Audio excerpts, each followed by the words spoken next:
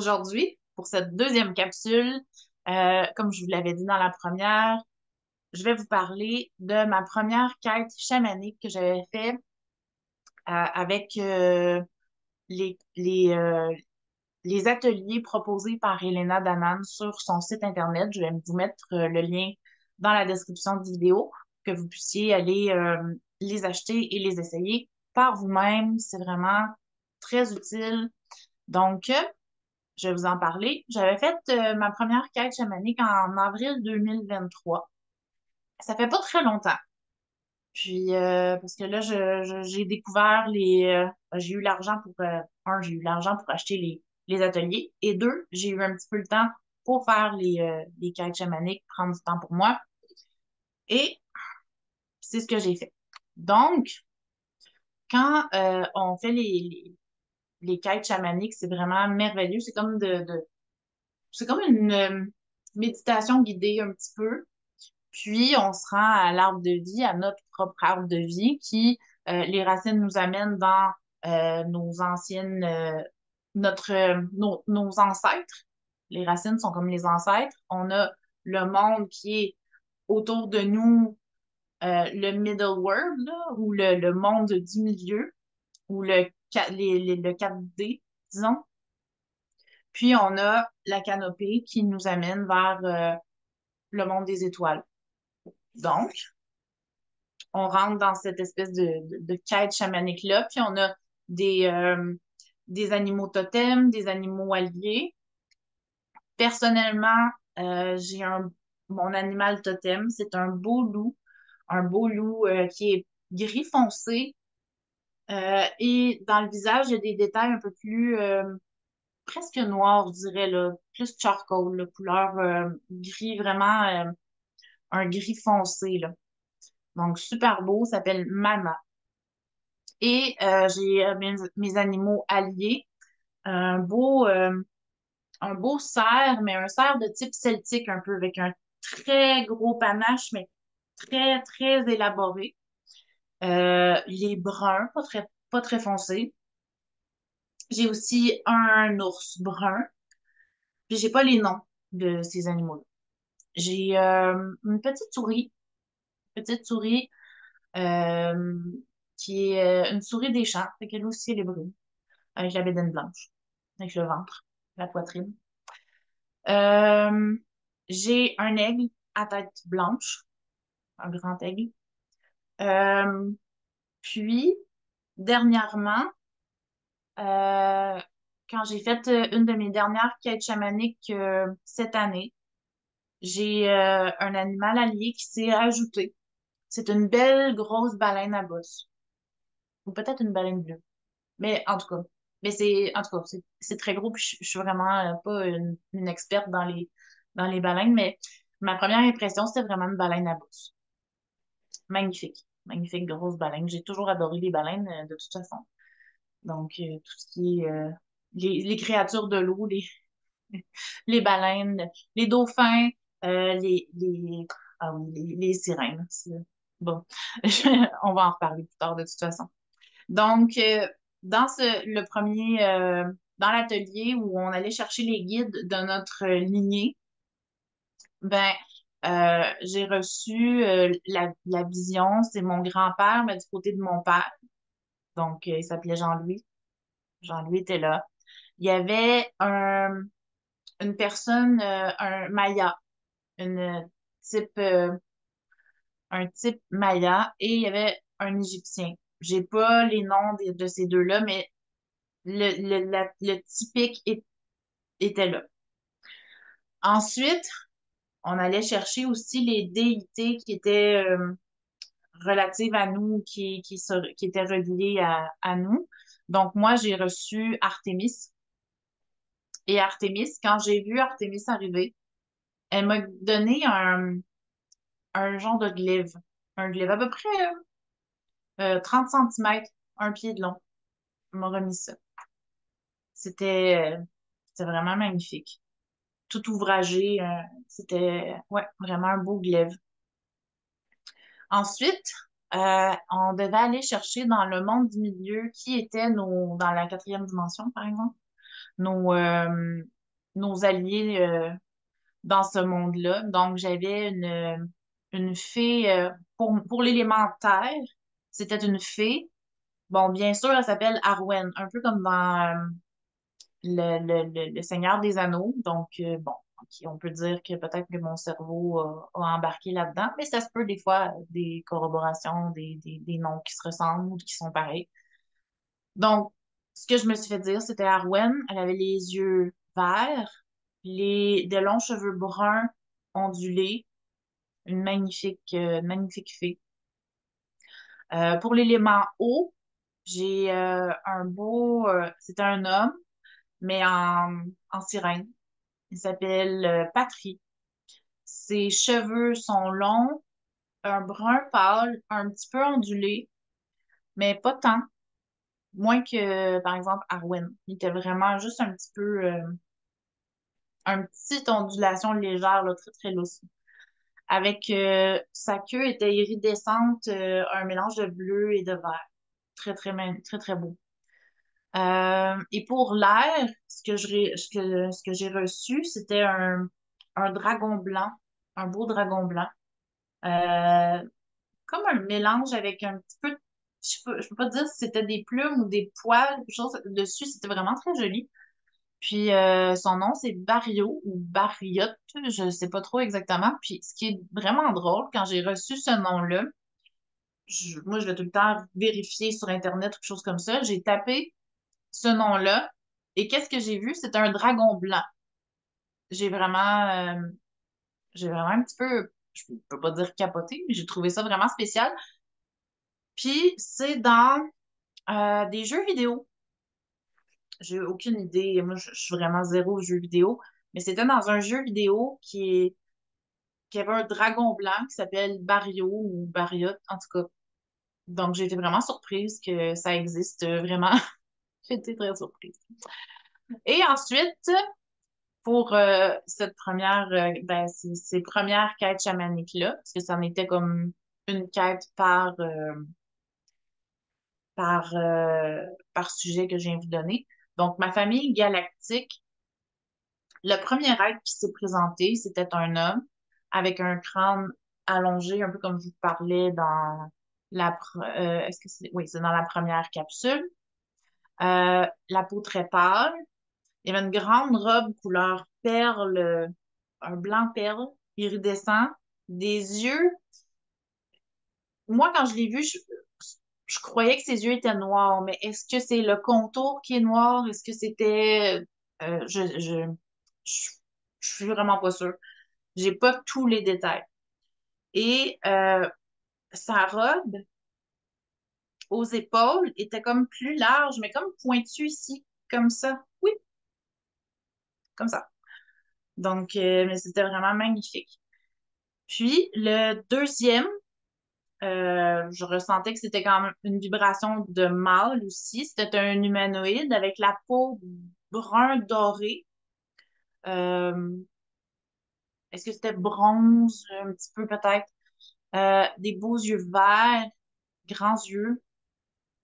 Et sa robe était un mauve pourpre relativement foncé avec du doré qui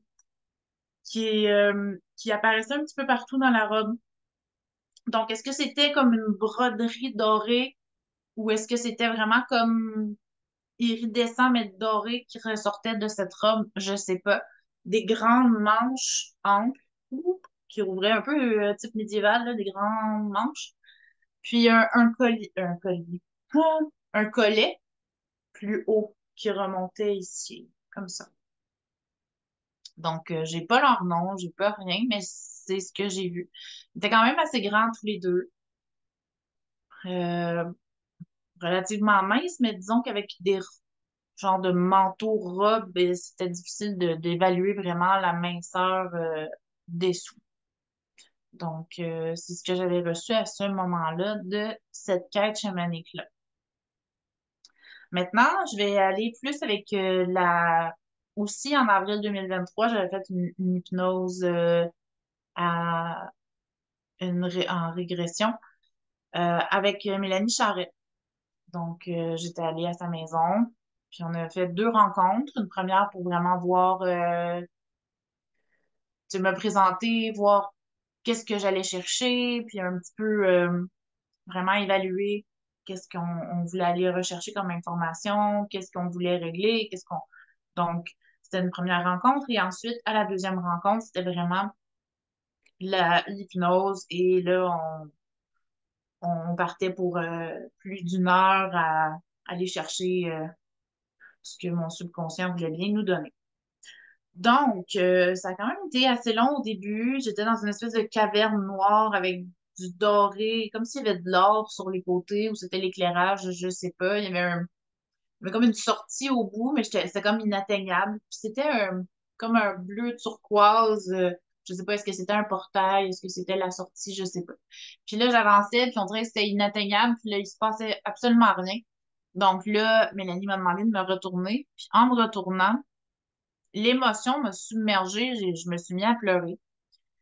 Puis après que l'émotion soit passée, il y avait 3 êtres, 2 à gauche, un à droite.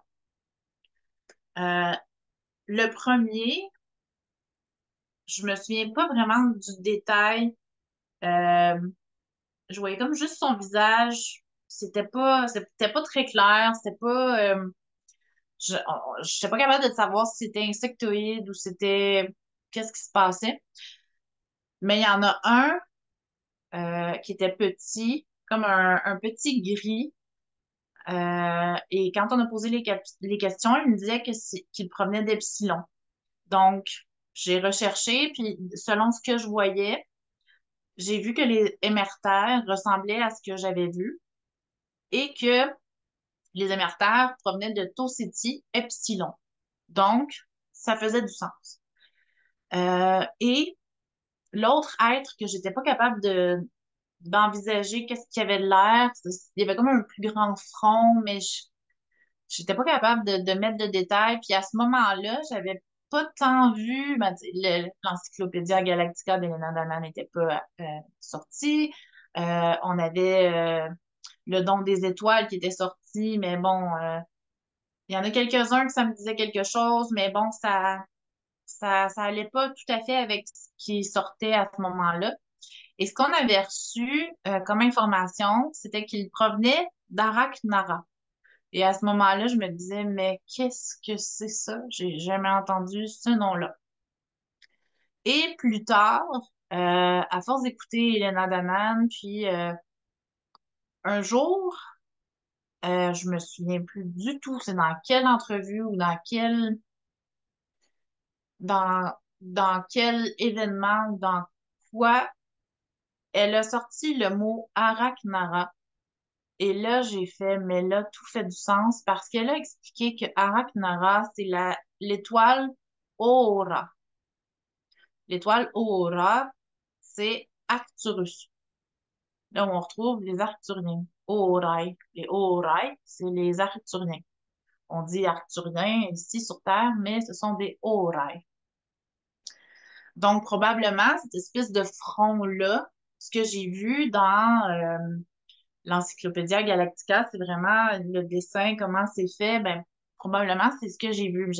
J'avais pas conscience s'il était bleu ou quoi que ce soit. J'avais juste remarqué comme la forme un peu, puis on dirait que ça m'avait trop dérangé. Puis j'avais vraiment de la difficulté lors de l'hypnose. On dirait que mon mental, mon ego voulait vraiment venir interagir, puis voulait pas que l'information sorte. Ça a été comme une bataille infinie tout le long. J'ai pas souffert, là, mais ça a été éprouvant. Ça a été éprouvant. Et pour en revenir, là, j'ai parlé des 2 à ma gauche. Celui à ma droite, c'était vraiment comme très lumineux. Je voyais que c'était un humanoïde, quelqu'un de type humain. Et c'était très, très, très, très, très lumineux. C'était très blanc, éblouissant. Puis, je me suis dit, ben, probablement, c'est parce qu'il est en très haute fréquence, très haute vibration ou une densité vraiment plus élevée que nous. Puis c'est pour ça que je suis pas capable. Puis, au fur et à mesure que, bon, j'ai reçu des informations, qu'il y a eu des traitements dans cette hypnose-là, tranquillement, pas vite, j'ai été capable de mieux le voir. Donc, j'ai vu qu'il était très grand, des cheveux blancs, habillé avec une genre de manteau robe blanc. Euh, j'ai pas vu s'il y avait des très grands bras, un peu comme les Altéans. Je l'ai pas vu. J'ai pas remarqué ce détail-là. Tout ce que je sais, c'est qu'il était grand, robe blanche, cheveux blancs, teint très pâle. Les yeux, j'ai pas vraiment vu parce que c'était encore très, très flou, très, très brillant, très intense.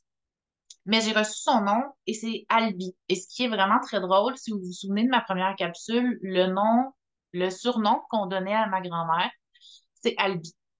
Donc, c'est vraiment très spécial. C'est tout ce que j'ai à dire. Ensuite, qu'est-ce que j'ai reçu comme information dans cette hypnose-là? J'ai reçu les noms Antares, Altéan et Aldébaran. Donc, de places d'où je pourrais provenir. Donc, probablement plusieurs incarnations où j'ai passé dans ces différents endroits-là. Au courant de cette hypnose-là, on a réparé mon cœur, autant physique qu'éthérique. Euh, la- le- L'homme qui est très, très brillant, qui ressemble un peu à un altéan, mettons, on dira que ce soit un altéan, ou ce grand être très lumineux avec la robe blanche et les cheveux blancs, a remis un cristal. Et à ce moment-là, je ne connaissais pas les cristaux de Vogel. Je ne connaissais pas ça. Et là, il y a cette espèce de cristal-là que je décris avec un pointu en haut, un autre pointu moins aigu en bas, puis là, je compte, là, je fais un, deux, trois, quatre. Ah, il y a 6 faces. Puis là, j'explique ça. Puis là, ce cristal-là se met à pulser. Je le vois, là, pouf, pouf, puis à vibrer. Puis là, je me souviens plus s'il tournait aussi. Mais en tout cas, je ressentais cette espèce de puissance-là, ce pouvoir de pulsation puis de vibration. C'était très, très haut en fréquence. Et il a commencé à réparer mon cœur. Et là, j'avais comme l'image d'un cœur. C'est comme deux cœurs, comme des ailes de papillon, euh, avec un X, 2 ailes de papillon. Puis un avait il était endommagé un petit peu dans le coin. Puis là, on a commencé à voir un treillis se former. Un treillis, sur un sens, était doré et sur l'autre sens, croisait en argent. Puis ensuite, ça a commencé à se remplir. Puis quand le trou a été complètement fermé, ça a vraiment fait comme une espèce de vroom doré, comme s'il y allait une soudure qui faisait le contour complètement. Fou, tout doré comme lumineux. Puis c'était fait. Ce qu'on m'a montré, ensuite aussi, on me parlait d'une planète de provenance, quelque chose comme ça. On m'a montré une planète couleur olive avec des nuages vraiment très fins, vraiment comme des volutes de fumée un peu, mais qui étaient orangés. Et ce que je voyais, ce qui a vraiment attiré plus mon attention que cette planète-là, c'était la flotte de vaisseaux de la Confédération intergalactique. Donc, des vaisseaux vraiment, je peux pas dire ovoïdes, là, mais ils étaient vraiment étirés et blancs, iridescents, très, très lumineux. Il y en avait plein autour de cette planète-là. C'est ce qu'on m'a montré. Et ensuite, on m'a montré un corps de ce que j'étais dans une incarnation antérieure. J'étais très grande, très mince, et j'avais le visage plutôt triangulaire, vraiment un petit menton, un très long cou, la peau très pâle, des petits yeux, et c'est ça, j'étais vraiment comme élancée, très, très grande. Puis, ce qu'on m'a dit comme nom, c'était Tali ou Pali. Puis là, après ça, je me suis dit, mais pourquoi pas Patali? Donc, les patales. Donc, je sais pas. Donc, c'est un petit peu vague et pas très sûre. Mais comme je vous dis, j'étais en pleine bataille avec mon mental et mon ego, donc c'était pas facile ce qui pouvait ressortir de là. Et le dernier point par rapport à cette hypnose-là, euh, j'ai des douleurs, des inconforts dans mon corps depuis plusieurs années. Et ce que j'ai eu comme information, c'est que ça serait dû à une vie parallèle où je suis vraiment dans l'action, plus dans le mode de guerrier ou je sais pas exactement quoi, mais je suis vraiment dans l'action. Et ce qu'on m'a montré, c'était une surface d'une planète. J'étais comme sur des rochers, puis je regardais en plongée plus loin, vraiment comme si j'étais sur des rochers plus élevés, puis je regardais vraiment au loin. La planète était comme un brun rougeâtre, ça c'était sa surface, vraiment très, très désertique, très comme sablonneux avec des roches, mais toutes couleur brun-rouge, toutes pareilles. C'était tout partout pareil. Et très, très loin, à l'horizon, je voyais qu'il y avait une espèce de bataille, mais je n'étais pas capable de savoir c'était qui, c'était quoi. C'était trop petit. Je vais dire les figurines étaient trop petites, mais c'était vraiment trop petit pour que je vois les détails. Mais tout ce que je voyais, c'était comme un petit peu noirâtre. Puis, est-ce que c'était des petits, des, des guerriers ou quoi que ce soit qui se battaient, tu sais, qui rentraient comme une horde contre une autre. Je sais pas. Ou est-ce que c'était des fourmis ou des... J'ai aucune idée. C'était tellement loin, mais ce que je voyais, c'était vraiment une bataille, comme un clan qui arrive contre un autre clan, puis ça... La, la, la, la, la bataille éclatait. Donc, c'est ce que j'ai vu. J'ai rien vu d'autre. Et ça se terminait là. Puis à la fin, ce qui était très beau, c'est que pour montrer que c'était la fin de l'hypnose, j'ai vu un bouton de fleur et le bouton s'est épanoui en une magnifique fleur. Donc, c'est ce qui résume vraiment succinctement ce que j'ai pu obtenir de ma première quête chamanique et de mon hypnose en régression. Et personnellement, je préfère vraiment aller en quête chamanique. Peut-être que une autre hypnose ferait autrement parce que bon, on évolue, on travaille sur nous-mêmes. Mais la sensation, la quête chamanique est vraiment quelque chose qui m'interpelle beaucoup plus. Mais probablement c'est parce que c'est quelque chose que j'avais déjà fait, que je connaissais, pas dans cette vie-ci, mais ailleurs. Donc, c'est vraiment quelque chose qui était plus simple pour moi, où je reçois beaucoup d'informations puis que j'aime vraiment faire. Puis maintenant, mais j'ai plus besoin d'écouter comme la méditation guidée ou la quête chamanique dans des écouteurs. À force de le faire, mais j'ai pris l'expérience de le faire moi-même, soit avec mon tambour chamanique à moi, puis partir en quête chamanique, ou même quand je vais me coucher, je pars en quête chamanique, puis on dirait que mon cerveau, à force d'entendre le battement de tambour, il y a comme une part de mon cerveau qui est capable de battre le temps du tambour. J'entends ça d'un côté, ça occupe une portion de mon cerveau, mon mental. Lui, il part, il compte, ben pas il compte, mais il fait ses battements de tambour. Puis l'autre côté part en quête. C'est merveilleux. Mais ça, c'est ma façon à moi. C'est peut-être pas adapté à tout le monde.